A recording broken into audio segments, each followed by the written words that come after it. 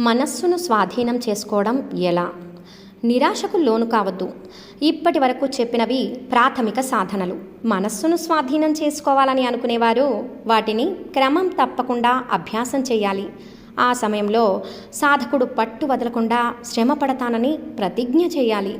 శ్రమపడు, శ్రమపడు, శ్రమపడు. ఇదే అతని ప్రతిజ్ఞ. ఎప్పటికీ నిరాశ చెందవద్దు. నిరాశ మన పట్టుదలను, శక్తిని బలహీనపరచకుండా జాగ్రత్త పడాలి. ఆధ్యాత్మిక జీవితానికి నిరాశయే అత్యంత ప్రమాదకరమైన శత్రువు. కాబట్టి అది ఎప్పుడు తటస్థపడినా దాన్ని బయటకు త్రోసివేయాలి.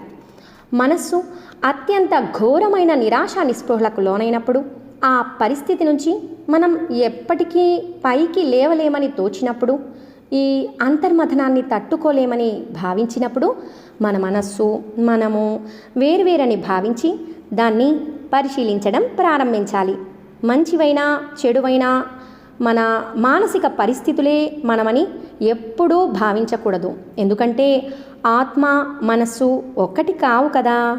మనస్సు ఆ విధంగా నిరాశకు లోనైనప్పుడు మనస్సులో నుంచి వ్యతిరేకపు ఆలోచనలన్నింటినీ బయటకు తరిమివేసి, నేను భగవత్ స్వరూపుణ్ణి, నేను ఆ పరమాత్మ స్వరూపుణ్ణి, నన్ను ఎటువంటి బాధలు తాకలేవు, నేను సర్వ స్వతంత్రుణ్ణి, అనంతుణ్ణి, నాకు మరణమే లేదు అని అన్ని శక్తులు కూడగట్టుకొని మనస్సులో జపించాలి. స్థిరమైన నమ్మకంతో దేవుడే మనవాడైనప్పుడు మనకిక అడ్డెవరు అని తలచుకుంటే మనస్సులోని నిరాశ నిస్పృహలు క్రమంగా తొలగిపోతాయి.